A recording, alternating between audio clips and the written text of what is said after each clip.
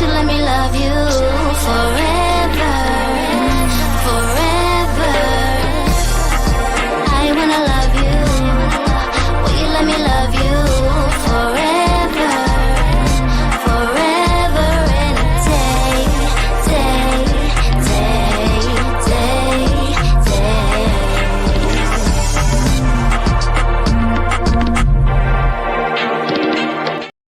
day. Woo! Hello! Happy day after Memorial Day long weekend. We are here. I'm Linda. That's Abby. No, that's Abby. That's Abby over there. And this is the Melanated Way. We're covering all things 90 Day Fiance. As you guys know, we're catching up. So a lot of you are like already there, but we're getting there. But we are on season 11, episode 7, The Price of Love. And we will continue to catch up. And I know we usually do Mondays, but Monday was a holiday. And, you know, we had holiday things to do. Abby had a great weekend. I had a great weekend. And yeah, you want to say a little something, something? You guys, I went to see Beyonce. And let me just say, I was not always a Beyonce fan. I watched an interview that she did shortly after she went solo, and she was saying, I love to do concerts. I look out over the audience and I'm changing people's lives. And I said, this bee is delusional. Whose life are you changing at a concert?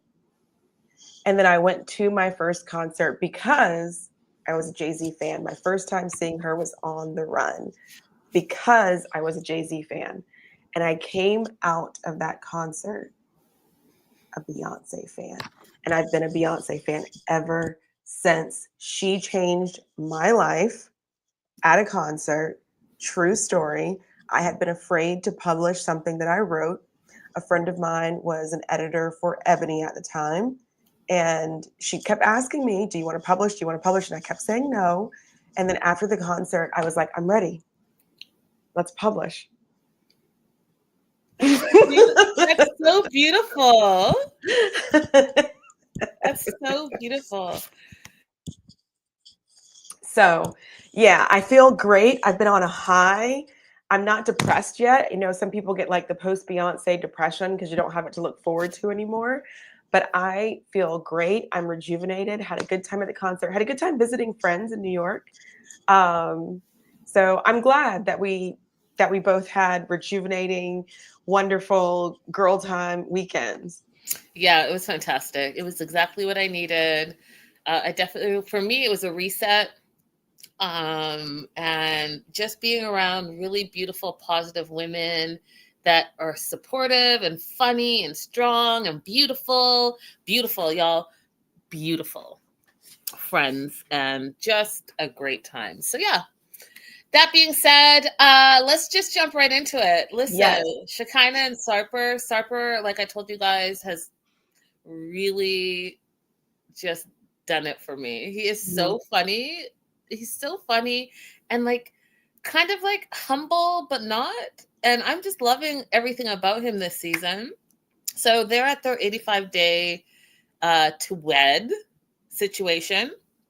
And Shekinah has a client that's coming into, you know, her work-live situation. So Sarper's like has to leave the house because she doesn't want any male energy in there because, you know, her clients get like half naked, they put on a robe, and she just really wants to have that vibe. So she kicks him out. Excuse me, guys. Excuse me. And so he's wandering the neighborhood. And when he said, I am part-time homeless, I know that's not a funny situation, and the homeless is something that I take care of and volunteer for and all that stuff. But the way he said it, Abby died after. It was funny the way that he said it. And then he is walking around the neighborhood, and you guys know that they're in North Hollywood. Even though they tried to trick us and they put a Venice sign in the back. I don't know if you guys caught that. They are nowhere in Venice. But he's like walking. He goes by a park. He does like a pull-up. Just all this random stuff. Like I'm walking the streets. Hey, Christina. Hey, girl. Hey. And hello, nurse. Who's nurse? Oh, no, I don't get it. Is that you?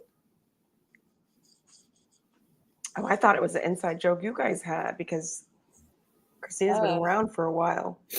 No, we're not completely there. There's probably something that we're supposed to know that we don't know yet. yeah, I literally landed this morning, you guys. I just got back this morning. So I might still, I was telling Abby that I just might be in holiday mode still, and holiday fog. So he sits down on a park bench and his parents call. He talks to his parents, kind of gives them the lowdown on he's like outside because he can't be in the house. And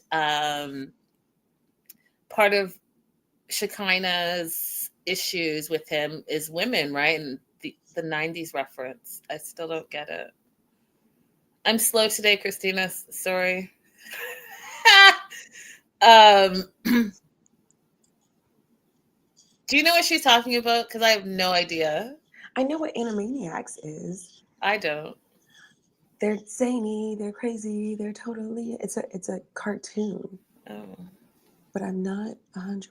Hello, nurse. I'm not. You know, I was a little bit more of a Looney Tunes watcher than an Animaniacs watcher. I just knew it existed. I'm so sorry, Christina. Yeah, we love you anyways. I'm so sorry. Breaks my heart. I'm so sorry.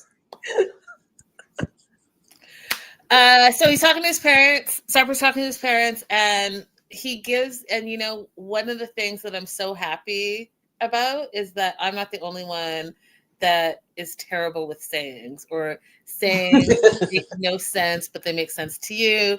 So he's trying to explain how part of Shekinah's insecurity is him and all the women in his past and the things that he's admitted to. And he's saying that he's not going to just F and go. And he compares it to the chicken or the egg. Did the chicken come from the egg or the egg from the chicken? It doesn't matter because all you're going to do is F and go.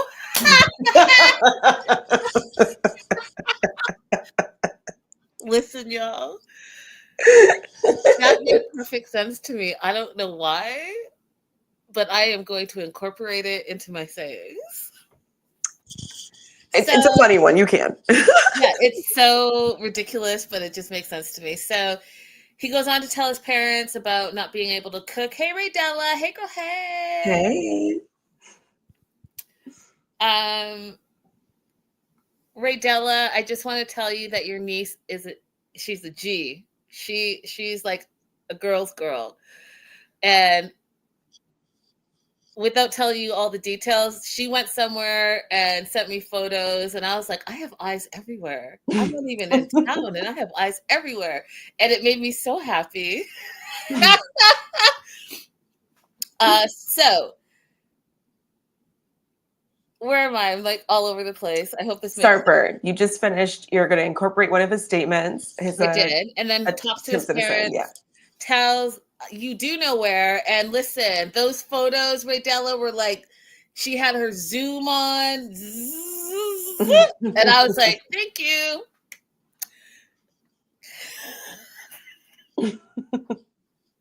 His parents are like, I can't believe you can't cook in the house. And, that's not a good thing.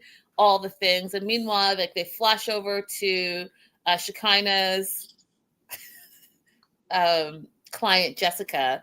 And one of the things that is true that we do as women is that we share with our stylists, we share with therapists, we share with our nail techs, we share with all the people. And so Jessica was sharing how she went to a Hawaii solo trip, which I encourage all of y'all to do. I always encourage travel. We know Abby can't stay in place for 5 seconds, so she travels the most out of all of us. But I encourage that. Do that. So Jessica went to Hawaii, met a guy. And one of the things that I thought was crazy is that she's like, oh, yeah, I don't hook up and blah, blah, blah. But this time I made an exception. And long story short, I'll just say he was whiskey.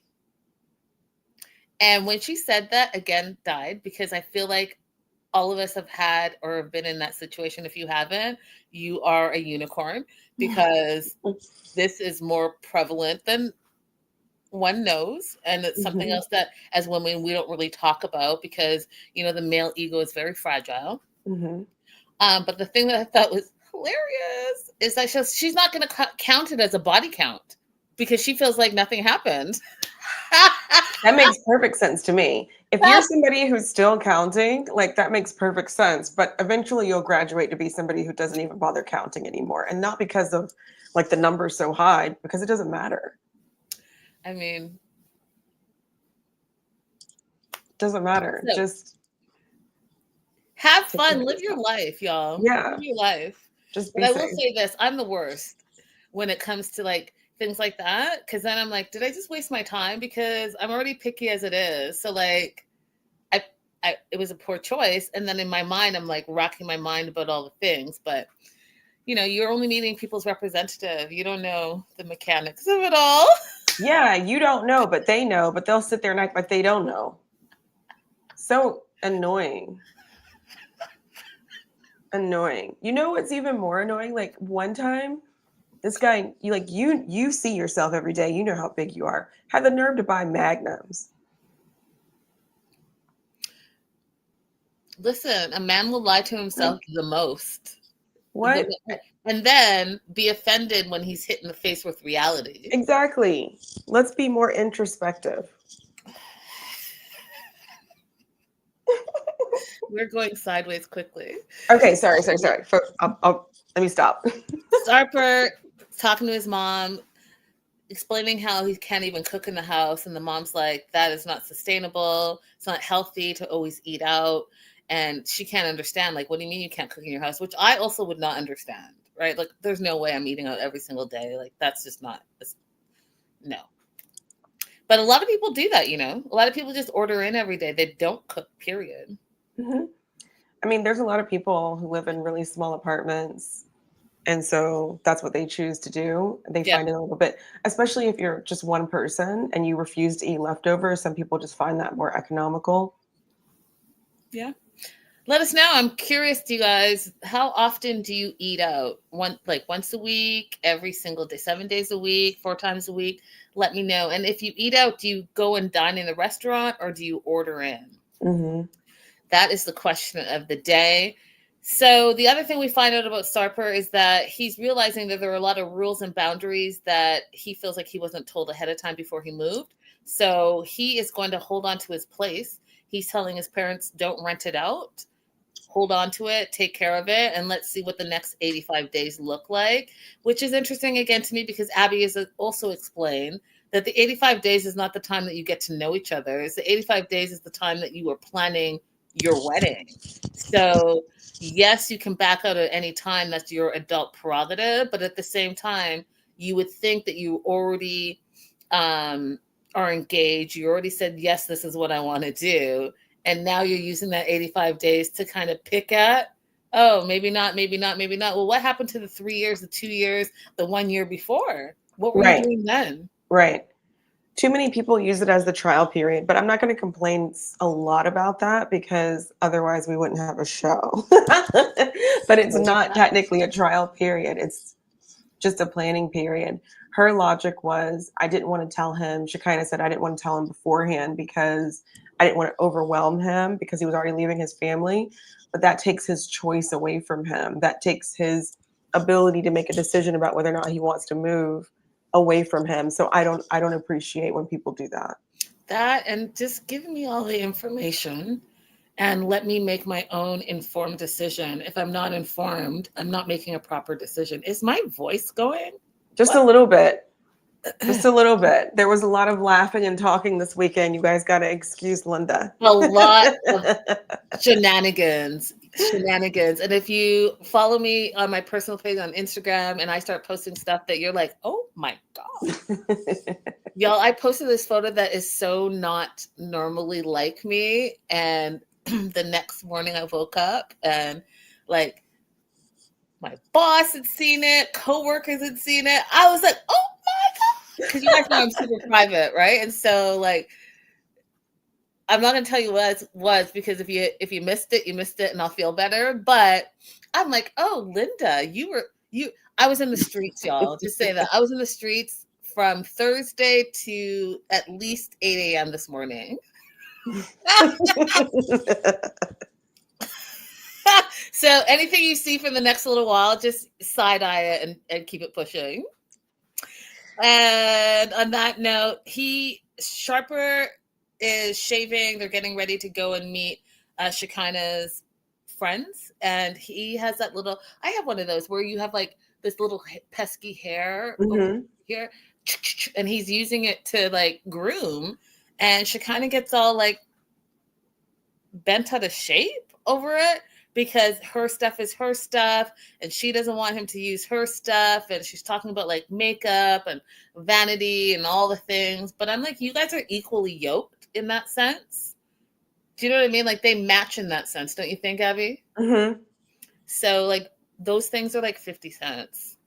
Yeah, she just needs to buy him his own kit, his own little it's not a razor. I know what you're talking about. That's like a really thin one. And Yeah, get him his own highlighter. Take him to Sephora or Ulta and get his own concealer and highlighter and stuff so he's not in your brushes. pick your battles. Yeah.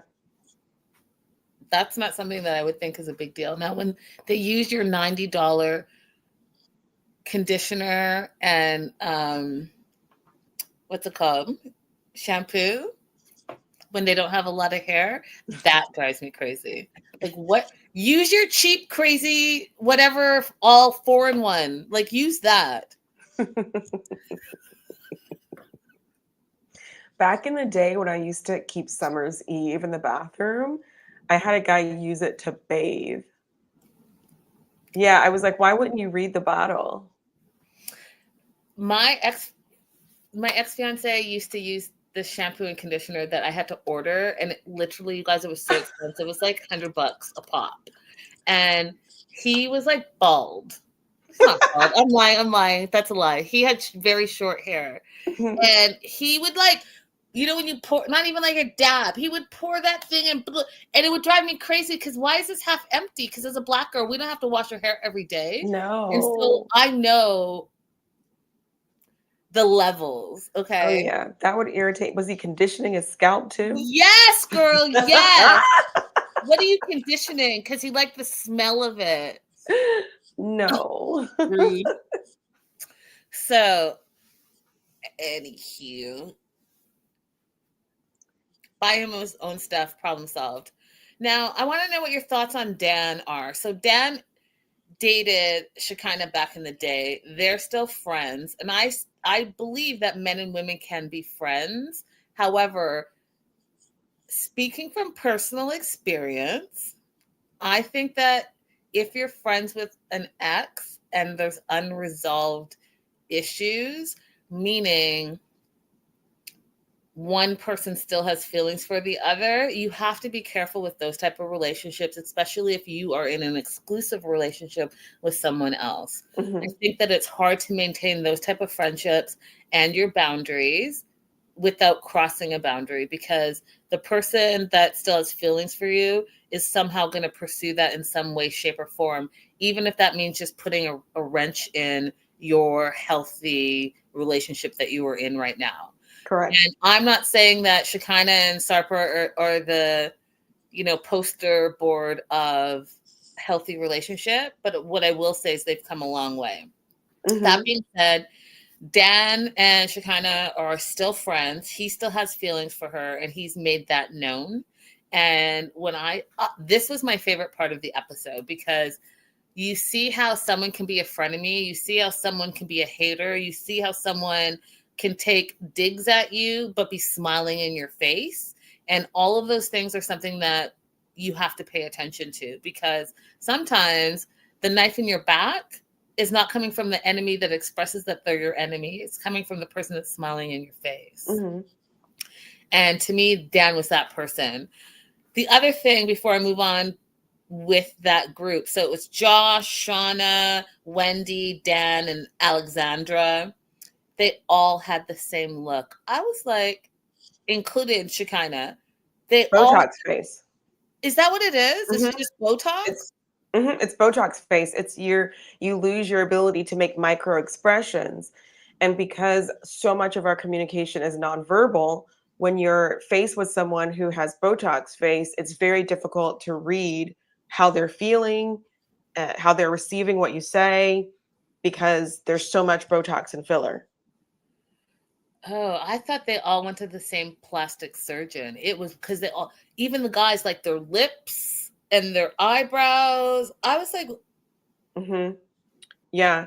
I had a friend whose mom used to say the like most evil stuff to her, like, but she would do it with a straight face. And I was younger, so I didn't understand what was going on. And then I got older and realized, oh, she has Botox in her face. That's why, like, she never has any expressions while she's being a evil bee to her daughter. I was like, this is really emotional what you're saying, and you're just like yammering it. And then like we won this competition, and she came to say congratulations, and her mouth stayed just like this. that's crazy. Yeah, and so I learned then it's Botox face. I would say that Dan actually is not Shekinah's friend. He doesn't intend to be her friend. He wants to be in a relationship with her so badly that he's not even trying to manage his own feelings. She has made a decision with what she wants to do with her life. He does not respect that, and he intends to be confrontational about it. So I don't think that he's her friend. And I don't know how much the other people are her friends either to keep him in the circle when he's openly disrespectful to her about her choices. I think that you and I are saying the same thing. And to piggyback on your point, Alexandra, in my opinion, is the only person that stuck up for her. And I'm jumping ahead a little bit, and I will backtrack a little. Uh, Not only did she stick up for the friend group, but she stuck up for Sarper in her own halfway, right? So she didn't go full fledged, but she did say, hey, listen, obviously he loves her because he left his whole family, moved Right. across the way to be with her. So like, let's give him credit for that. So she did stick up a little bit, but Hmm. everyone else stood silent. And again, that's why I was telling you, like, what is a friend? Someone that smiles in your face, you call them a friend. I remember reading something a while ago on social media where, you know, let's normalize calling people acquaintances, co-workers, Hmm. neighbors, and Hmm. everyone is your friend. And that's Correct. something to really think about. And even in your friend circle, sometimes those people don't want the best for you. Sometimes your biggest enemy is someone that's in your close circle. They're smiling in your face, but they do not want goodwill for you, and that's unfortunate. And you have to be very wise to those type of people. Hmm. So that being said, Dan is like, so are you here for like 3 months? Like you're here for like 90 days? And everyone's looking at him like, what are you talking about? And like, are you getting married? Like, what's happening? Are you visiting for 90 days? And they're like, no, Sarper lives here now. He moved. And part of the moving process is they have to get married within 90 days because this is a K1 fiance visa. And he's like, oh, it sounds like you're getting married for convenience. And that it was the moment I was like, oh, this guy is a hater, straight hating, but he's doing it with a smile on his face. And he's doing it at first, you guys, very calm and matter of factly, and then he started to get in his own feelings. Hmm. And I encourage you guys to be great listeners. Great listeners, just a person will talk you through all the crazy things that are in their head if you allow them to keep talking. Oftentimes, we want to rebut each statement, but if you can hold your tongue a little longer, they will reveal exactly who they Yep. are, and what they're thinking if you just let them roll with it. Hmm. So that is my word of wisdom for the day. So um Dan stays on Sarper. He's trying to really get under Sarper's skin. He talks about how all of Shekinah's ex-boyfriends were losers except for him. And then backtracks a little bit by saying, oh, but we just dated. We weren't dating. We went on some dates, and then turns to Sarper's face and says, do you know the difference? As if they're not engaged. Right. I was like, oh. And so when Sarper said, we're both Middle Eastern, he's giving digs at me and I know exactly what he's doing. The rest of the Americans, they may not know, but he's coming for me basically. And he's coming for me with the little digs that he's acting like these are like compliments or off the cuff funny jokes. But no, really, he's saying a lot without trying to say a lot. Abby? I don't even think it was really that hidden. I feel like it was out in the open that he was making these digs. Maybe I'm a little bit more sensitive to it because I have traveled a little bit, but I didn't feel like it was hidden at all. I feel like he started low key and then he progressed to just being full fledged. And why I say that is because he was saying all of these things about, the difference in dating. Are you just here for 3 months? And then he full on said, well, I didn't believe in your relationship, period. Mm-hmm. And I didn't think that this was going to hold. And he still thinks that he's a better guy to be with than Sarper. That's it. That's not hidden. That's saying, I don't think you should be with him. I'm trying to get another chance. You say it in a circle of friends and you say it dead to this guy's face. Listen, you guys, if there's no other form of disrespect, first of all, I applaud Sarper for not reacting in this situation, because I'll tell you something, that deserved a reaction. It deserved a reaction. That is but very good on him for maintaining his composure, because he's going to look better in the long run and more secure by just keeping his cool. But we're saying the same thing, but that deserved a reaction. It did. What you're not about to do is disrespect someone who is engaged to your ex. You can't get over it. That's your problem. Those are your feelings that you need to deal with. This woman clearly said, I don't want to be with you. This is the person I want to spend my life with. And that's the direction I'm going. So respect that. So not only are you disrespecting, in my opinion, Sarper, but you're disrespecting Shekinah's choices. Mm-hmm. Mm-hmm. And so that circles back to you being selfish, a bit of a narcissist, because you're saying everyone was a loser except for you. You're the only person that is good enough for her. And I'm saying, if you were good enough, you would be with her. Exactly. Shekinah should have shut this down. 100%. Either he shouldn't be your friend anymore and he shouldn't be there at all, or as soon as he said, oh, it sounds like you're here for convenience, Dan, you can stop right now, or you can excuse yourself, but you're not going to do this. Yes, I agree with you. Sarper didn't respond, and like Abby said, I agree that made him look like the bigger man, and it also showed me how much growth he's had since the previous seasons that we've seen him, because that would not have been easy to do. And then he threw in a little bit of humor that cracked me up, because he called Dan the little French baguette that just keeps on yabbering.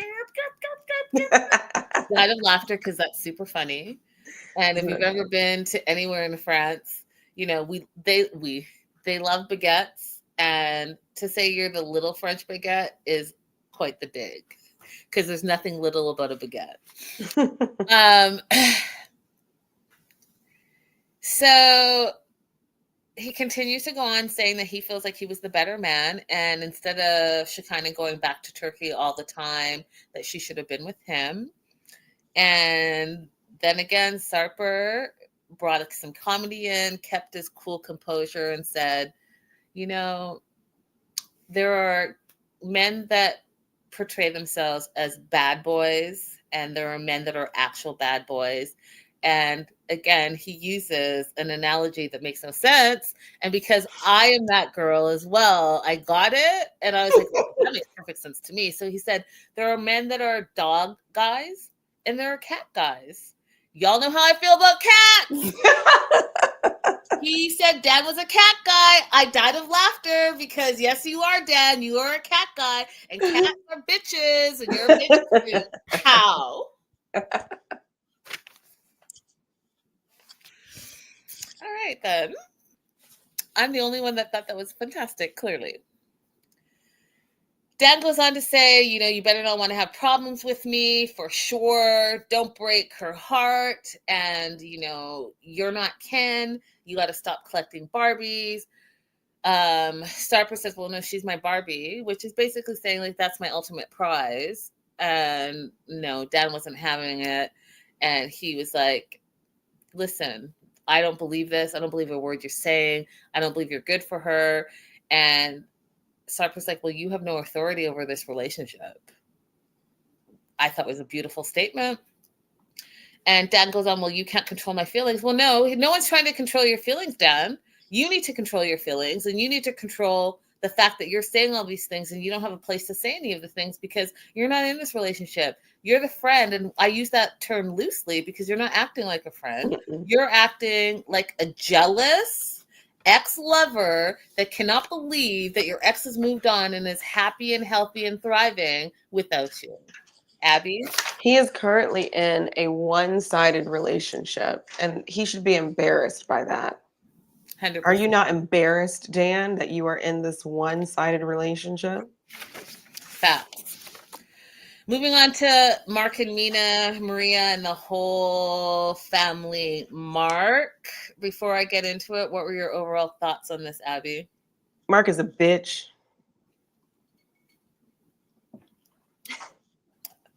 Oh, well said, I guess. I would jump on that and say that Jordan is the evil spawn of all children. And the fact that she smiles in Mina's face drives me crazy because she is everything that I just talked about, a friend that's not really a friend. Someone that is saying that they want you to be in their lives and be happy and healthy and thriving, but really they want your downfall. I think Jordan is the devilette 101, period. And I'm not okay with that. And I also, and I'm gonna bring this up later, but I also find it fascinating. First of all, I just want to ask you, first of all, I have so many questions about this whole family, Mark. Clearly, there's something about Black people that they love because the Black people are sprinkled throughout the family. There is this random Black lady that they introduced everyone else that was there, but not the random Black lady. No. And the man that I was assuming is her person that is part of the family. Or maybe not, I don't know, but we didn't know who they were, but she was the first person to walk over to Mina in this segment. Who are you? Mm-hmm. Give me some backstory, and why are all these Blacks sprinkled around this crazy ass family that y'all clearly have some issues? I need to know more. That being said,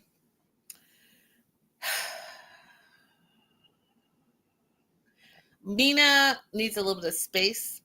She doesn't want to talk to Jordan after their last confrontation. But, they're all going to go over to Ballhead Island in North Carolina for a family barbecue with Mark's brother and the rest of his family. So they all meet up. They have to take a little ferry over. It's awkward silence between all of them. And don't forget Jordan and her now fiance. I don't know, maybe they got married. I'm not sure. But at that point, it was her boyfriend. They got engaged, Gabe, who also happens to be Black. They're all there, and it's very awkward. And Jordan literally says that she wants Mina to try harder to fit into the family. And she says she wants to clear the air, but in order to clear the air, she really wants Mina to apologize to her, to do better, to try to fit in the family, all the things.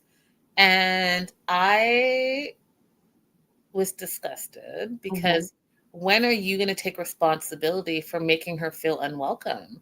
Right. And all the things that you are holding against her from back in Paris when you first met her, you're doing the exact same things and worse, because now you guys are bullying her and teaming up against her, but you're smiling in her face saying, hey, no, but I really want to get to know you and I want to get to know Maria.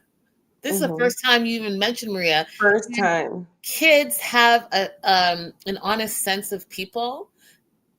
They will go to people that they love. You know, I did read a study about even babies, when they stare at people they think are beautiful and are trusting, that they can like connect with.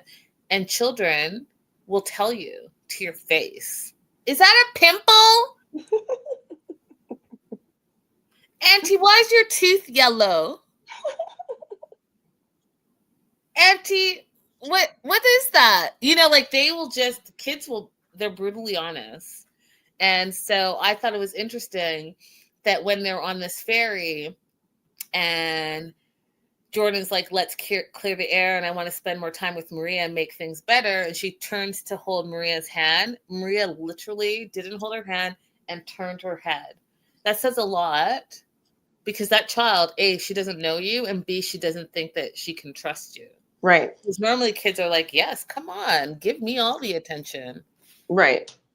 Right. So we learned something interesting in this episode that I think gives so much more context to what happened when they were in France that Jordan's so mad about. The first night that they arrived, she hosted a home cooked dinner for his entire family. She hosted and was present and prepared with her own hands the food for his entire family. So all this bitching about not spending time with her in France wasn't even true. Now, the day of the event, when she was late, that was not a time when you exclusively had time with her. She made exclusive time for Mark's family the night that they came in. That is entirely reasonable to me. I agree with you. And to just piggyback off of what you're saying, you know, and Americans, I love y'all, but sometimes the density of the things that you do and hold on people is like astounding to me. And I know that part of that is a lack of travel, a lack of culture. And I said this in the last episode. If you are on Parisian time, you know that on time means nothing. It means nothing. So you guys are saying, you know, she was 4 hours late and that's what you're holding against her. Although, like Abby said, she brought you into her space, cooked with her own hands, and hosted you your first night. The next night, when it was the event, the shower and all of that stuff, and it really was about her and her baby, if you knew anything about Parisian culture, first of all, you're grown. Entertain yourself. It's a party. Have a party. And when she gets there, she gets there. Right. Why are you taking offense to that? But second of all, if you knew the culture, you would be like, "Hey, that's how they roll here." You might not roll like that, but that's how they roll here. Absorb and know the culture that you're around and go with that flow. But instead, that's what you're going to hold against her, and also bully and turn on her and put her in awkward situations, which I'm just not okay with.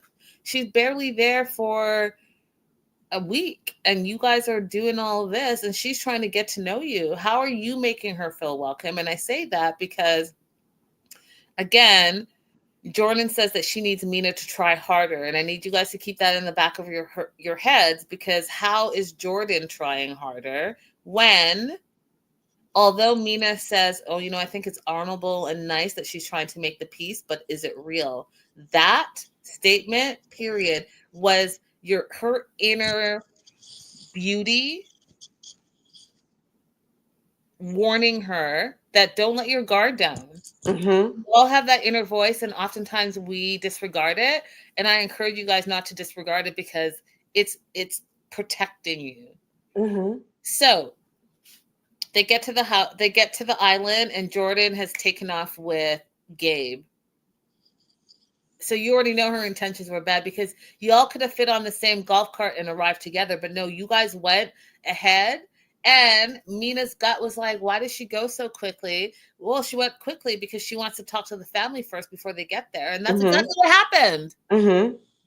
So they get there. We meet Sherry, the mom. We meet Fred, the dad, Christy, the sister-in-law, and Rich, the brother. And everyone has something different to say. So the mom said, I felt good about her that first night. She hosted us, made dinner, all the things. That's what the mom held on to. The brother, Rich, was not feeling it. And he said a lot of stuff that even hurt my feelings. I was like, oh, this is a hostile situation. So whatever Jordan said and brought back up whatever happened in Paris had them all riled up, because here's what happened. So there was a funny little situation about Mark having food in his fridge that expired from 5 years ago and beyond, from 2017. First of all, that's so nasty. That's why I say you can't eat at everyone's house, y'all, because you really can't. You really can't. You really can't. You can't. Yeah. But so Sherry, so far, but we see the preview of next week where she turns on for Mina too. But Sherry in this episode is like, yeah, I felt good about her. Christy, the sister-in-law, says I didn't have the best impression of her in Paris, because the first night she said it was okay, but she never felt welcome because Mina was 4 hours late for the event the next day. That's what made you not feel welcome, not the fact that she cooked for you, she broke bread with you, Right. She welcomed you into her space. That wasn't good enough. They're acting like their actual family member, Mark, they're acting like he wasn't there. Like it was all Mina's job.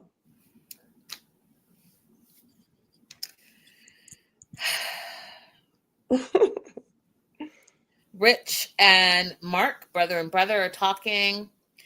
Rich tells Mark that he didn't think that Paris went well. He feels that Mina didn't talk to them much, and she came out as a, quote, princess, and he is siding with Jordan. And he says that Jordan is feeling upset because she's missing her daddy-daughter time, which I just... What are your thoughts on that? I have a question for you. Because I don't know. When you have a christening for a baby, for me, it's typical for the parents to get dressed up for this occasion.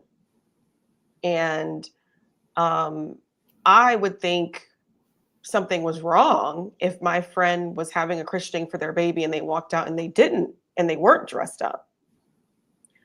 So is there something different that happens where he thinks that Mina should not have dressed up? No. I mean, I don't know. That's exactly how I was raised, and that's exactly how our christenings and every christening I've ever been to is. Everyone gets dressed up. That's part of the christening. And that's just how it is. So I'm not sure why Rich is having that specific issue. Mm-hmm. This is an issue where I feel like we're feeling some latent racism happening. And I'll explain to you why. Because there's no win for her. They're complaining that she was dressed up, right? Well, Rich is complaining that she was dressed up. But if she had not dressed up, then it would have been she was slovenly. So there's really no way for her to win in this situation. And there's not. And then they didn't feel welcome, but she welcomed you into her home. They didn't feel like she didn't talk to them much, but she spent the whole first evening with you. Right. So he added this weird caveat that, she had to spend time with us the first evening because it was a small place. What are you saying? You're saying she didn't choose that place deliberately to spend time with you, that it was just a trap of some sort? She trapped herself in the room with you. She chose that place to host you. Yeah. So there's already all of this negative assumptions to her actions that makes me believe that even if she had been in punto, if she had been right on the 0-0 for that event to start, they still were not going to be happy with her. They still want her to do so much more. And the latent racism in that is always expecting Black people to go out of their way to be accommodating to you and accommodating to your feelings, even when the event is their event. Agreed. My note says they're just creating tension and hostility against Mina. And the fact that Rich had the audacity and Mark had, like you said, no backbone.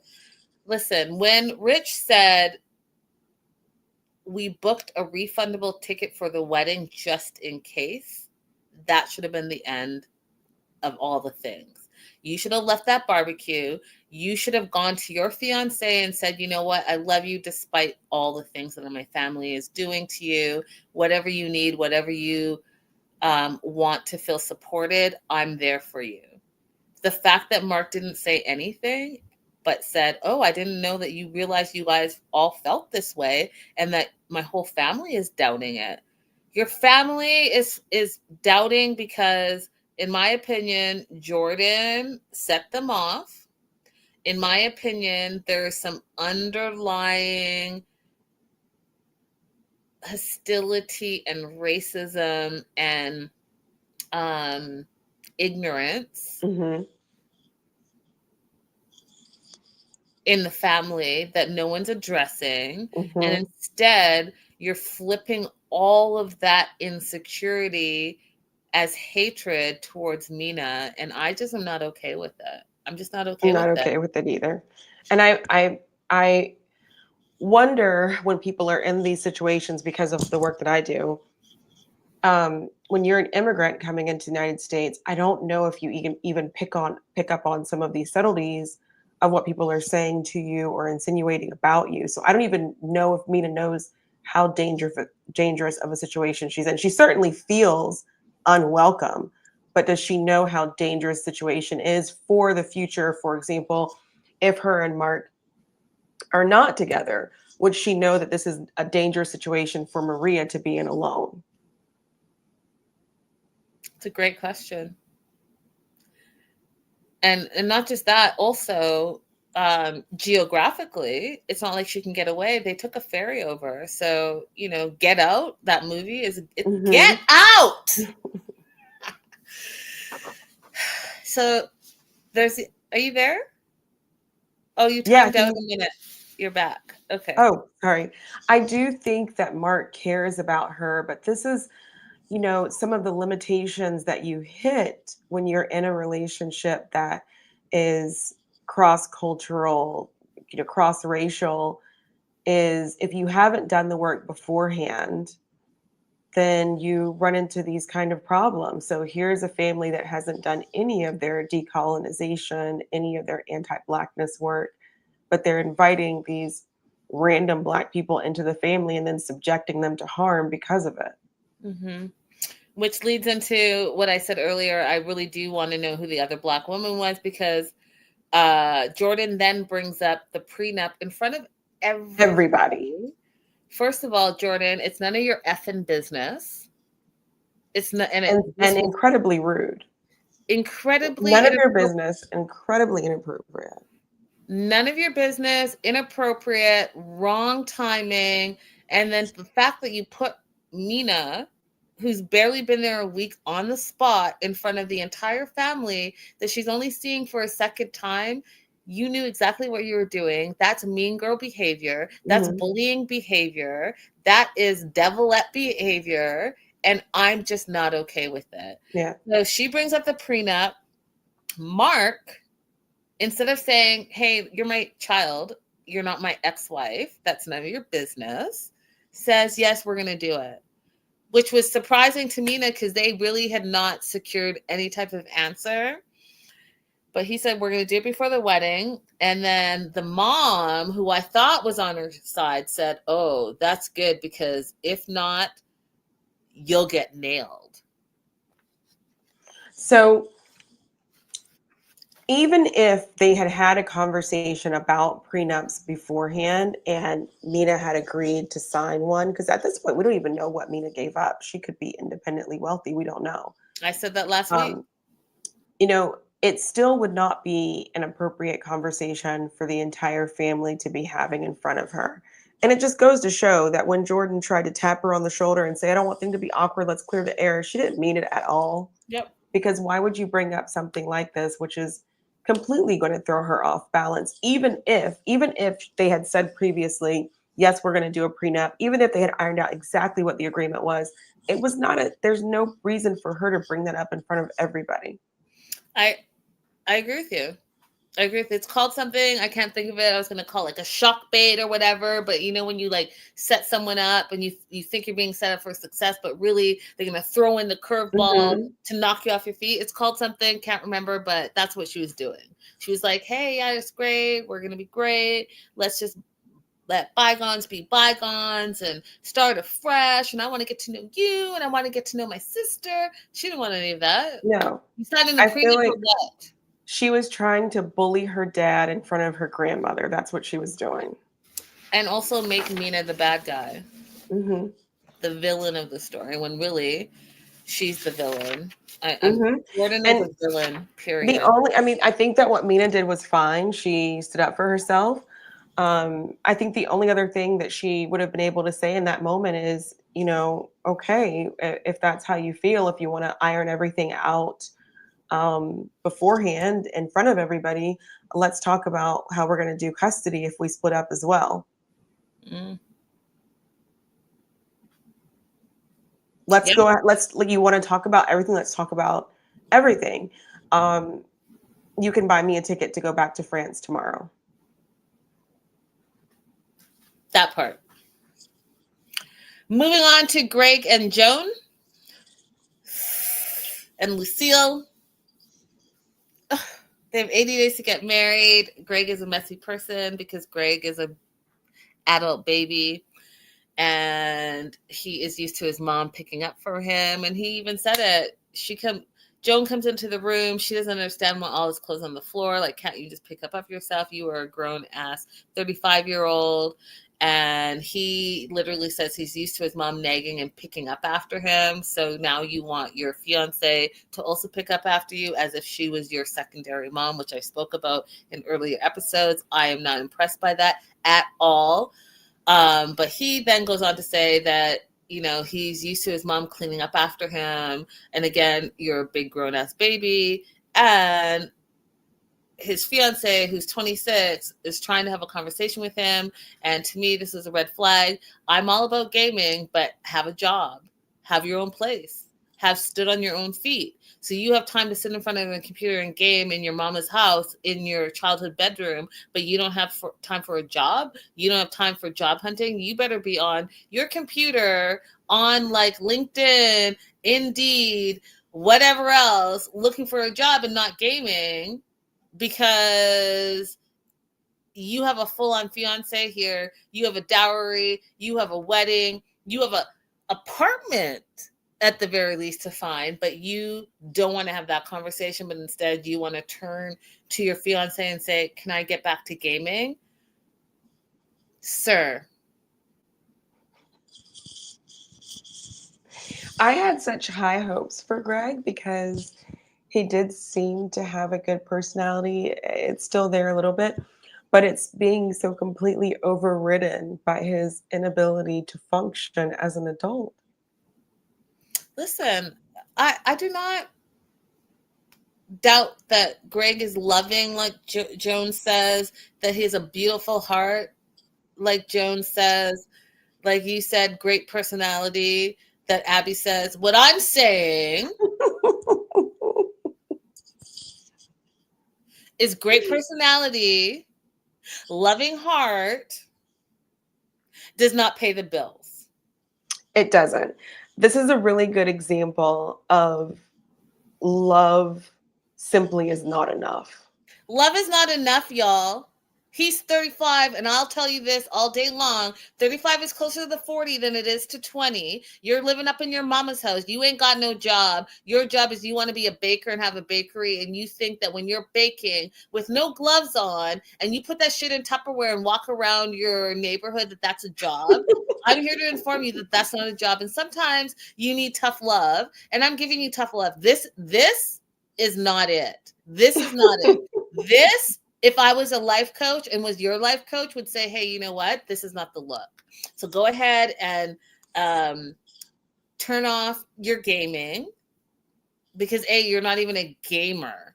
If you were a gamer and making all the buckets of money, then I'd say, okay, let me look at you a little differently. You're not even doing that. You're playing some video games that are on your like old ass PC and you ain't got a job. What? Yeah, no. You're 35 years old. My 22-year-old son is doing better than Greg. So this is really ridiculous, and I would not encourage anyone to stay in this situation. I don't think, when you're coming out of college and you're, whatever, 21, 22, that's when you can grow with someone. But when you meet somebody and they're 35, if they're not fully formed, fledged, and able to care for themselves, I just don't think they're ready for partnership. It's my opinion. Listen, you don't have to be there, but you have to be trying to get there. And that's the difference. Exactly. He did make me laugh, though. He did make me like belly laugh. He said that oh God, how did he say it? He said if he had a job, then he wouldn't have been able to visit her all those times. I was gonna get to that, but oh, I just tooted.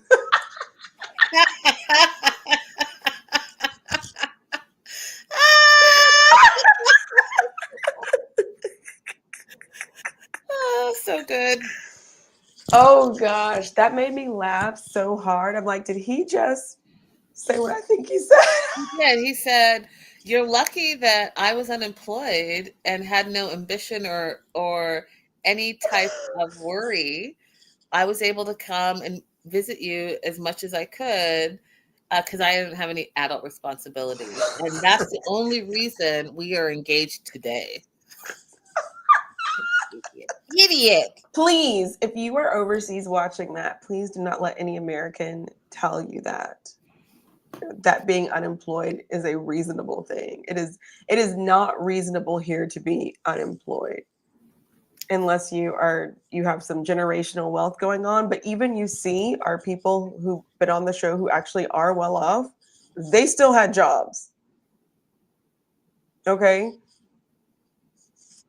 So Joan calls her family Elizabeth, Angel, and Kyle, and explains how, she thought she was only going to be there for a few months living with Greg and his mom, but it looks like they might be there for up to 2 years, and that Greg doesn't have any money and he needs to get a job.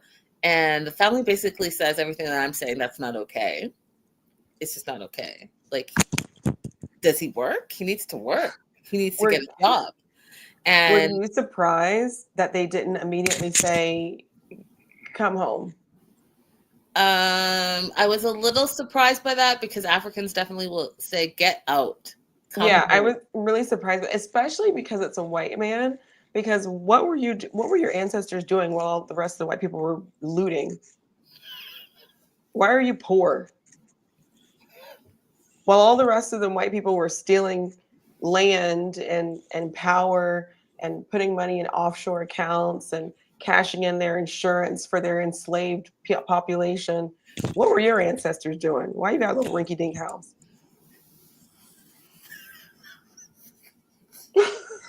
April took us all the way there, and I'm not mad at it at all.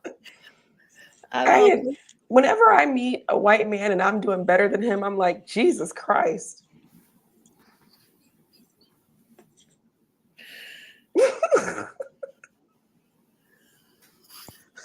You're not wrong, April. I have no words right now because I just don't. And I have no words. You're not wrong. That's all I know. Talk about the dowry. And it's really important to Joan culturally.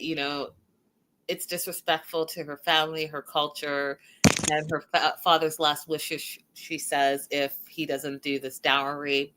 They're down to 71 days before they have to get married, and the dowry is the dowry is 15 cows.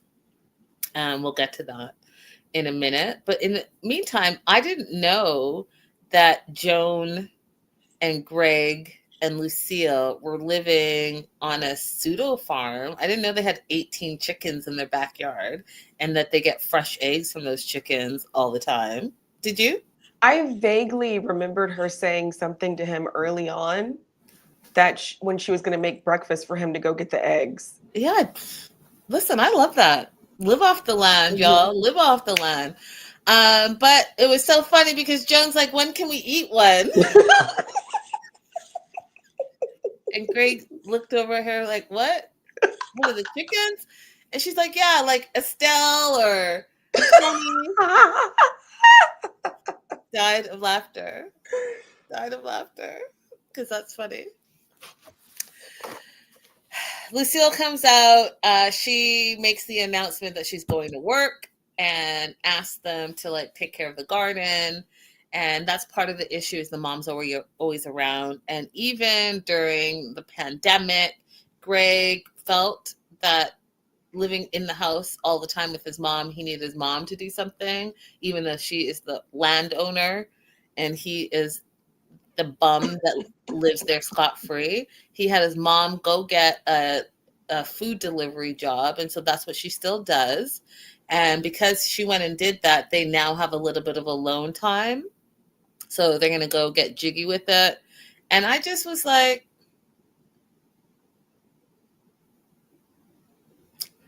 why doesn't Greg have a delivery job? Why does Greg have no job? Why is Mama in her retirement still working so that she can pay her mortgage and feed her grown-ass baby child? I have a real problem with it, you guys. I just think it's super lazy, and I think someone needs to light a fire under him because he has no incentive to change his behavior.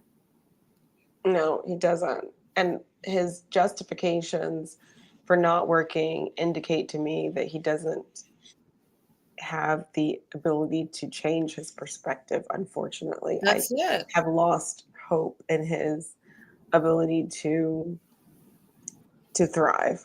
How you ain't got no job and you get a job offer and you turn the job down? No, it wasn't for me.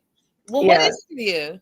He also said that he's only looking at state jobs. You can't get a state job with no experience. With no experience. And a whole ass yearly after yearly gap on your resume because you ain't doing shit. Oh. And I don't think he has any higher education either.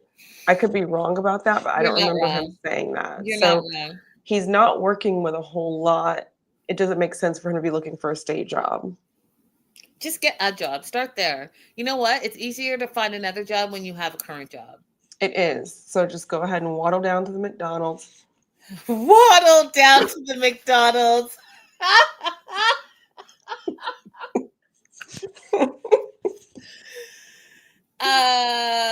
So one of the things I thought was interesting that they talked to Lucille and she thinks that their living arrangement is better than she thought it was going to be. She loves seeing her son happy.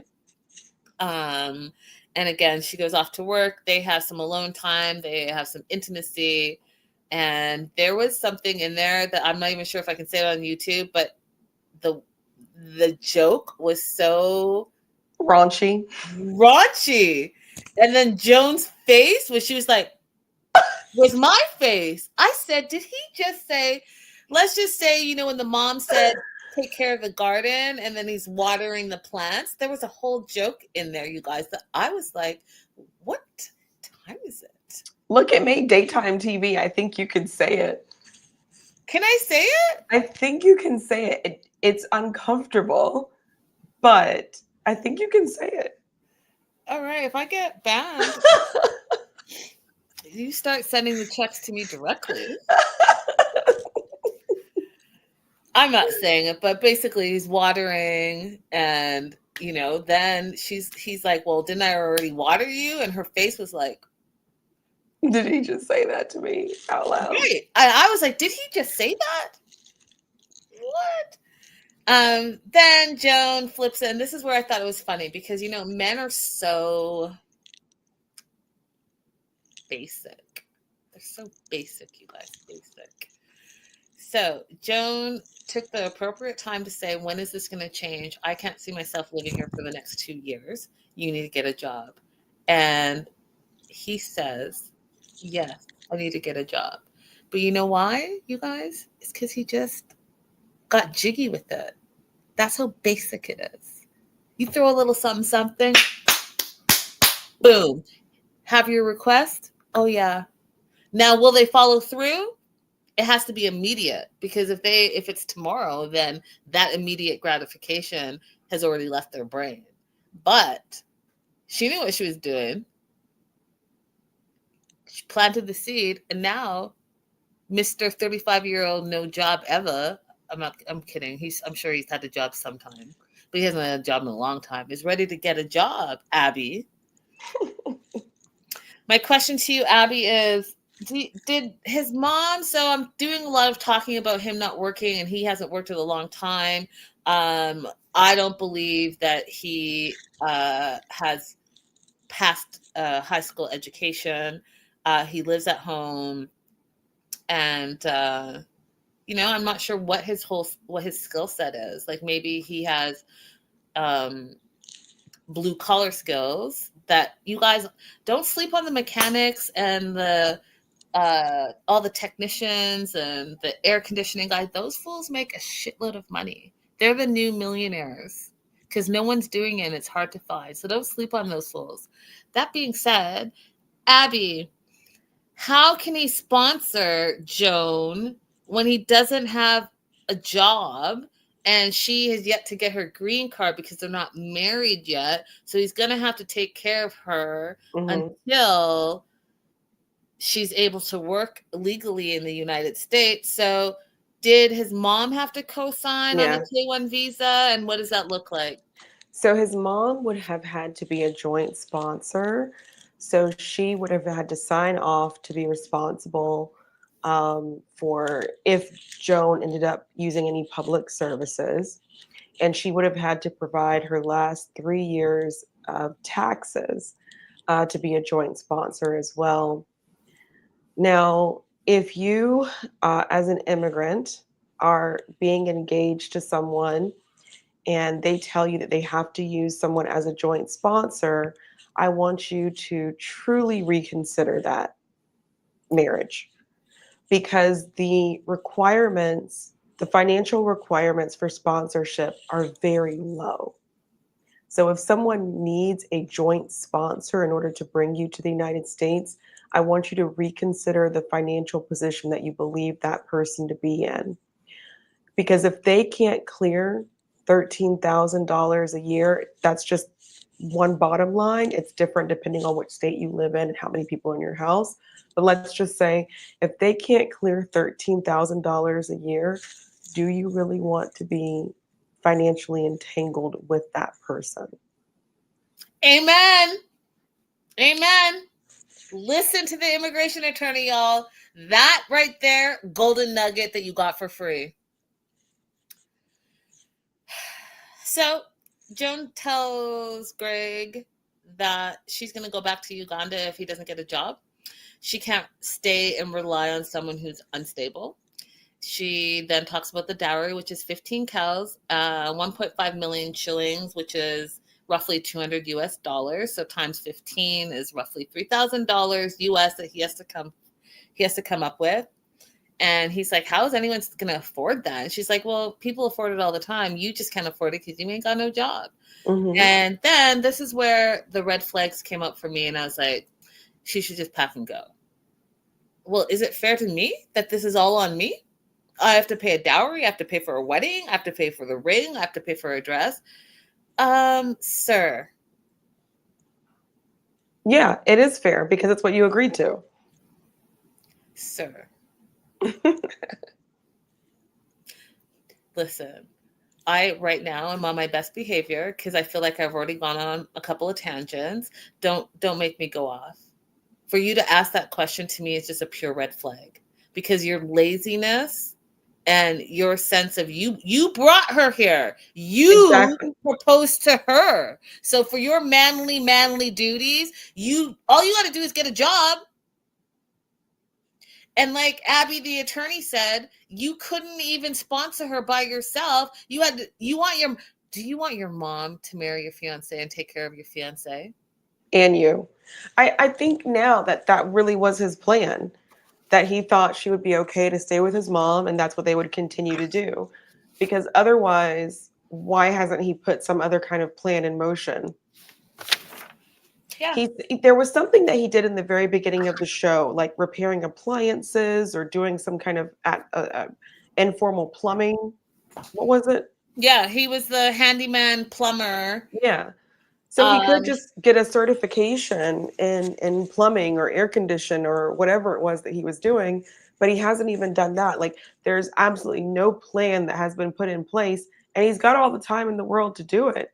He could still look for a full-time job and get himself into a certificate program, community college, but he hasn't. Go get a job. Hey, Tanya. Hey, go hey. Hi, Happy Monday on a Tanya. Tuesday. Let's move on to So Sean and yeah. Aaliyah. Okay, Sean and Aaliyah. Uh, They're good topic. yeah, what do you want to say about it? I mean, there's a lot going on here. There are a lot of feelings that Sean is having that are quite valid, even though his language was hurtful.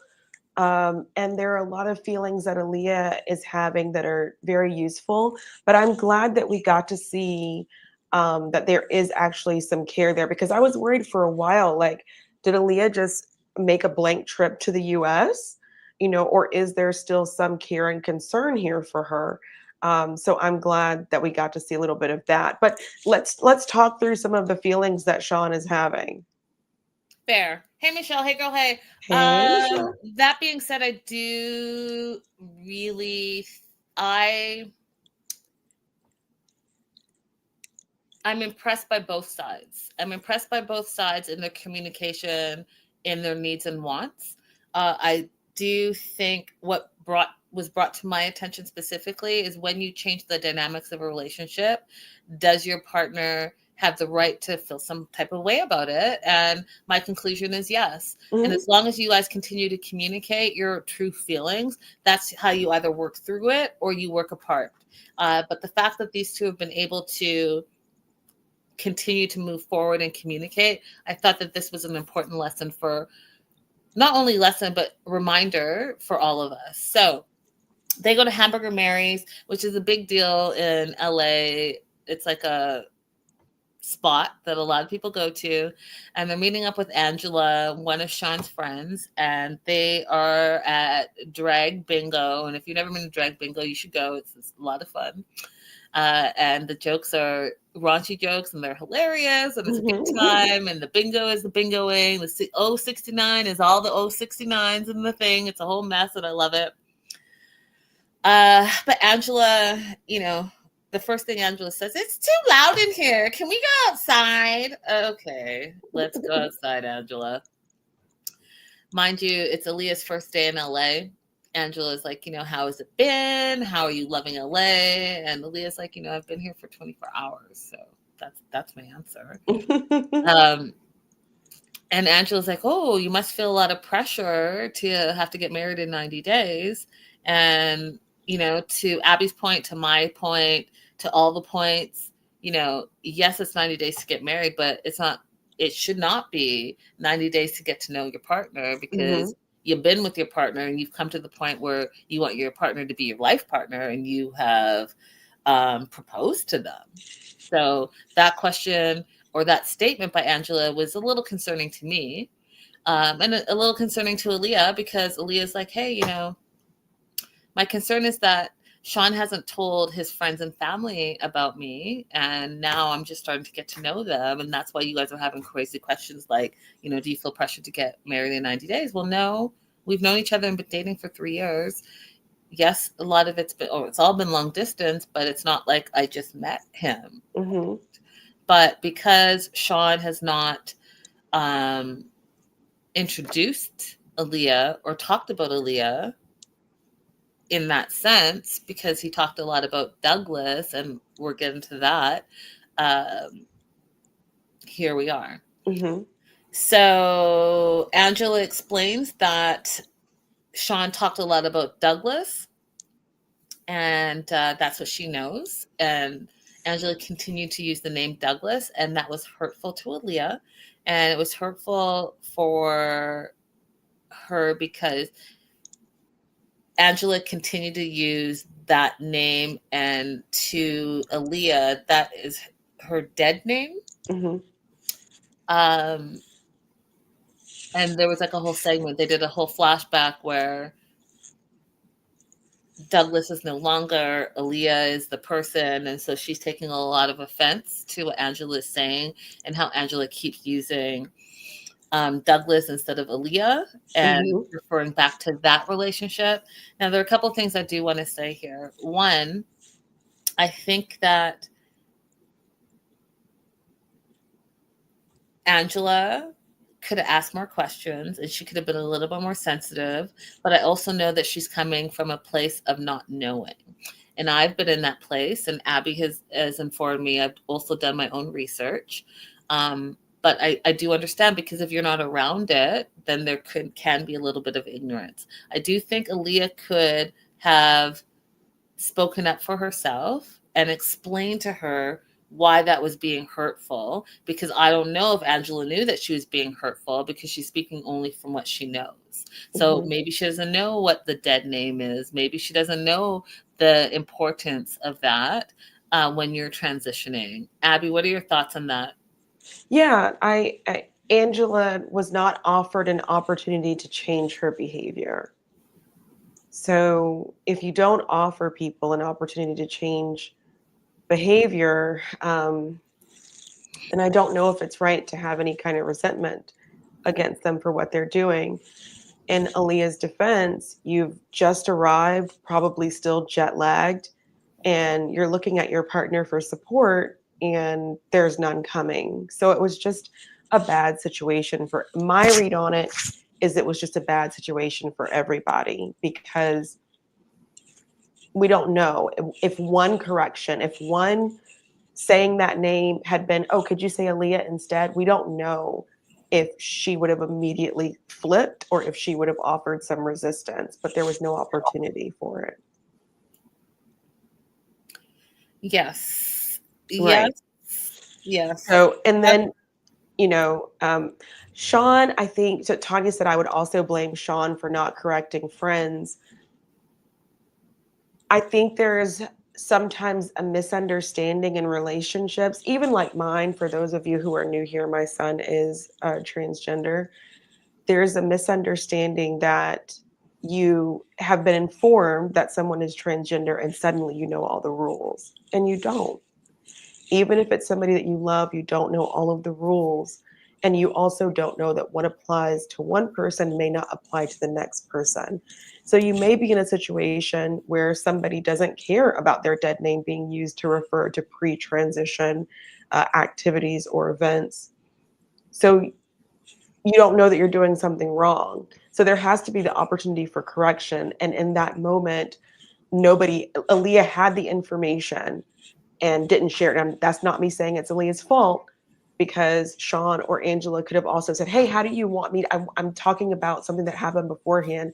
How do you want me to deal with that? So if you find yourself in one of these situations, I think the best way that you can handle it is just to always ask the person, no matter how many individuals you've interacted with, to always ask the person, how do you want me to refer to a certain thing? And then you have given an opportunity for correction. The only other thing I noticed is that, like, as we're watching it, of course, we have more information than them because we're hearing the sidebar that Aaliyah is giving to us. But my read on her body language was that she was growing more and more uncomfortable. And maybe somebody could have checked in then and said, hey, is this an uncomfortable conversation for you? Should we change the topic? Because there was like a physical shrinking that was happening on Aaliyah's part during this conversation. True. And she was offended. She tells Sean that she's not happy about what transpired as they were leaving, and starts questioning whether Sean loves her as Aaliyah, accepts her as Aaliyah, or if he's stuck with Douglas. Michelle, yes, I will be covering Hunt for Love because I am so excited about all of the crazy, ridiculous mess that we're about to watch. And when I tell you guys, it's about to be super messy, like more messy than any of the spinoffs. It's going to be so messy. That's it. So I'm 100% all in. 100% all in.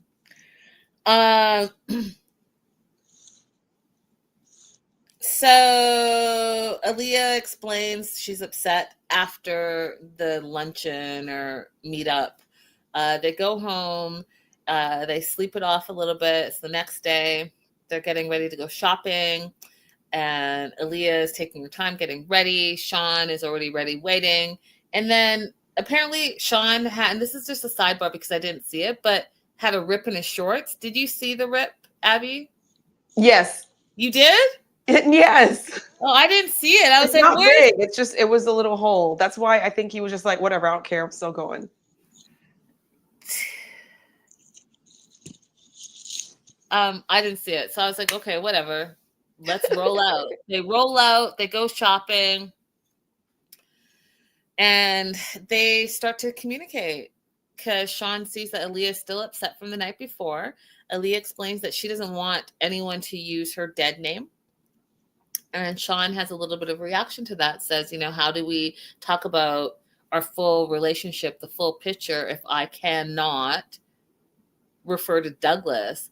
Because he says if there was there would be no Sean and Aaliyah if there was no Sean and Douglas. And I thought that was a very valid point. The point being, you started this relationship with someone, and this someone is a different someone now, and you still love that person, but it's a different someone. Are you not allowed to refer back to that first love? What are your thoughts on that? I would just, full disclosure, I've never been in this position because my son didn't change his name. He still uses his birth name. But if somebody said to me that it was hurtful to use their dead name, then the loss that I feel of not being able to refer to that name is my personal issue. I'm not going to make it the other person's issue. That is my issue. That is my burden to bear. That is my grief to have on my own. The other person has enough emotionally complicated things to deal with that I'm not going to push myself onto them. So I do think that what Sean is saying is a valid feeling for him to have. I do not think it's right for him to push that feeling on Aaliyah to deal with it. The same way that Sean is upset about all these photos that we have together, all these things that we do that I can't display anymore. I have photos of my child that they took down from around our house because it doesn't align with who they are anymore. And those moments were precious to me. Those were dance recitals. Those were graduations. But that's not for me to put on them to feel bad about. Because if I want them to grow and thrive in who they are now, then what purpose does it serve for me to continually belay them with my sorrow of how much I loved that ballet photo?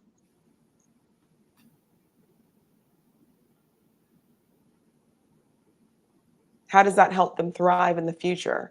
That's something for me to take to my girlfriends or to take to my therapist. And that's where I express myself and work that out.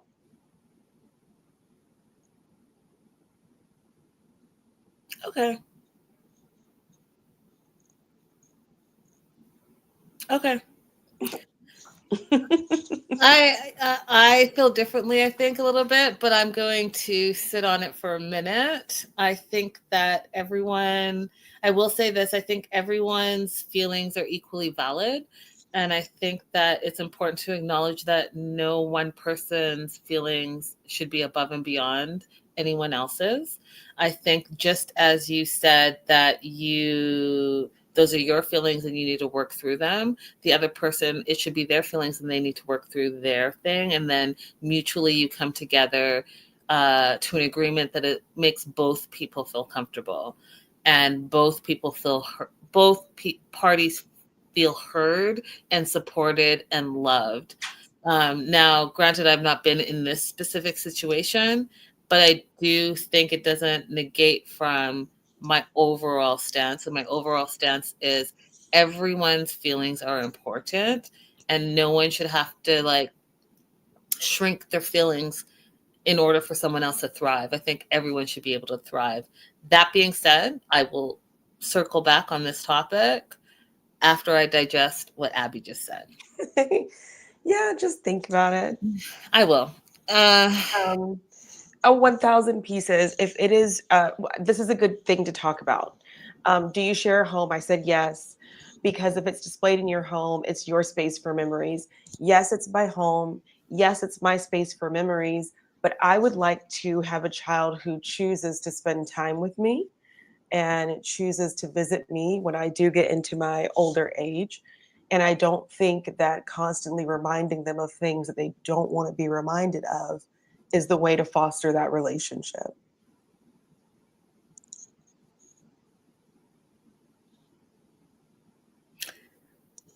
That you guys, we can continue this conversation for sure. If you have thoughts about it, continue to hit up that live chat. If you are watching the replay, definitely hit us up in the replay, or wherever you're catching our show. Let us know and we'll communicate. That being said, I'm going to keep pushing forward about Sean, because I do think that, again, his feelings are valid as well.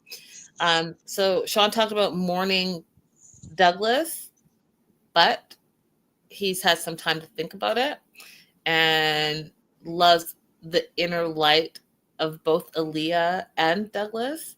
And this is what I thought was beautiful. He loves the inner light in both of them. He's drawn to both of those inner lights. And so all of the outside stuff, sex, gender, doesn't matter to him. He cherishes the feeling. That's what's important to him at this age, is he wants to have a life with that person, and he wants to live his life with that person, and that's what's important. And I think that that's what's important to all of us, really, is cherishing good people in your life, and all the other stuff should really be insequential, right? You should love the people that love you. You should cherish the people that cherish you. You should be mindful of the feelings of others, but you should also be mindful of your own feelings. So this was a beautiful moment, in my opinion, because you saw true growth, you saw inner development, you saw care and concern for their partner. So all of those things are things that we can all learn from and take golden nuggets and use those things in our lives. So Mm-hmm. Aaliyah's cooking, she's making dinner, and they shared a moment that was important to them. So in the beginning, Aaliyah made an adventure book, which is so relatable because I do those type of things as well in relationships. And I just think that they're priceless beyond like anything you can put on social media. I just love it. It's super old school and I still love it. But they had a Sean and Douglas book. And what was so beautiful in this moment is that Sean said, that story is finished, but we're on to a new chapter. And so we're going to have a new chapter, new adventures, and that should have a new book. And he created a Sean and Aaliyah book. And I literally cried, you guys, because that moment was so special, because it finally was like all the stuff that I had doubts about, like you're not telling your friends, you're not telling your children, you're not telling your extended family about Aaliyah, like what's going on there. And Aaliyah has come and left her life, and plus she's going through all the transitions and new country. You guys, it's hard to move to a new country and not know anyone and have all your people back home and you're still adjusting. And then there's also a language part to it. There's a lot of, and then you have to like lean on some actually independent. So it's the financial independence, it's the emotional independence, it's the time away, it's all the things. It's, you guys think, oh, this person is here for a green card. It really is not that simple, and it's really not that easy. And so this is what made it so beautiful to me. I feel like Aaliyah said, she felt loved. I think that was a loving gesture, not only a physical, tangible gesture, but an emotional gesture. And I think that that's important to do. Abby? Yep. Yeah, I love this moment. Also, I think they didn't show the full meal, but I think Aaliyah was cooking my favorite Brazilian food. the beans and sausage and rice. Oh, So good. it made me so hungry watching it. So good. But yeah, this was really beautiful. I think it was a big deal for Sean too, because he had been struggling with, exactly how he felt in this relationship. So I think it was a big deal for him to display this kind of acceptance. Hmm. Last and certainly not least, Jessica and Juan, 87 days to get married. We see one of the things we do see in this is that how far ago this was filmed, right? So it's Christmas time last year. They're in matching Christmas PJs. One of the things we learned about Juan is that, he still has not adapted to 3 young children in the house. So he thought that Jessica's pajamas would be the sexy version of the Christmas PJs. And she's like, I have 3 kids. Right. Like, what? Jessica realizes that they need to have a conversation about the fight that they had before, because we all know that Juan cheated, but she also tried to reconnect with an ex. So they just really need to have that conversation, but they don't want to have it with the kids, which I think is important. You don't want the kids to feel that tension and feel whatever is going on in the adult world does not need to translate into trauma bond for the children. So she takes her boys to their dad's house. I thought it was interesting that the dad lives down the street, y'all. Walking distance. Walking distance. Are we going to address that at all? Are they still messaging me to be a matchmaker? Come on, come through. Come, I'll be a matchmaker. I am excellent at that. Matchmaker, life coach, therapist. No. So Jessica says, you know what? We both felt the distance when we were long distance. We did not communicate properly, and we were both feeling lonely. And that's why we're here where we are. She also says that's why she was able to forgive Juan for cheating. Now, girl to girl, Abby, I personally don't think she's telling the full truth about reconnecting with her ex. I don't. I personally don't think when she's like nothing happened. I kind of just don't believe her. What are your thoughts? I don't believe her either. And the reason why is because he asked if the kids were there. He said they weren't. She didn't even arrange for the kids to not be there when Juan got home. So they couldn't even have any privacy so if you can't arrange that when Juan arrives, then why do I think that you innocently arranged that for your ex to come over? I just don't believe that, Jessica. I just don't believe it. And y'all know how it is with exes. Y'all know how it is. You already know, you've already seen that person. You already know. I'm just, I don't know. Maybe she told him the truth, but doesn't want to tell us on TV. But I just know they got in that house and all their clothes fell off. That part. I don't believe you, Jessica. I don't believe you. We've all been in that situation, and none of us have been that strong, except for me.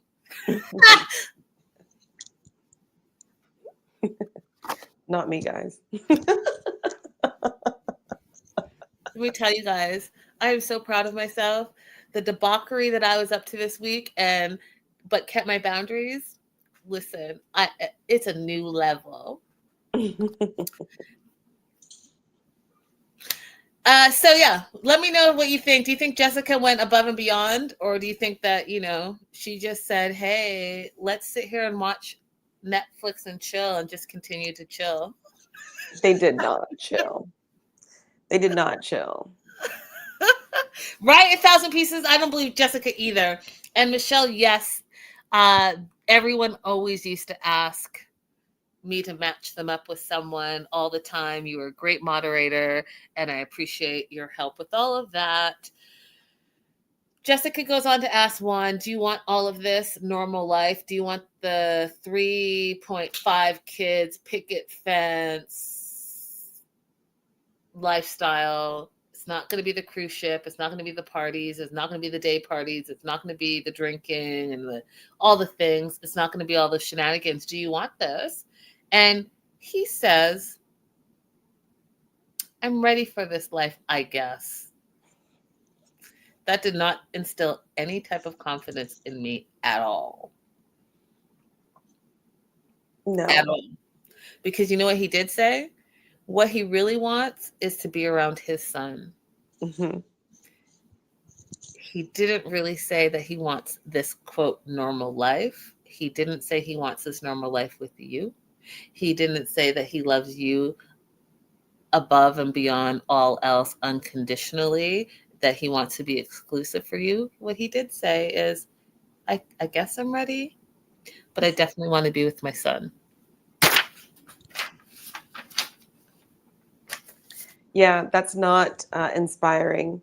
So, what he should do, the responsible thing to do, would be to go ahead and start making some kind of parenting plan of how he wants to spend time with his son and figuring out where he wants to live, because stop before you create a bigger hurt. I agree. I agree, you guys.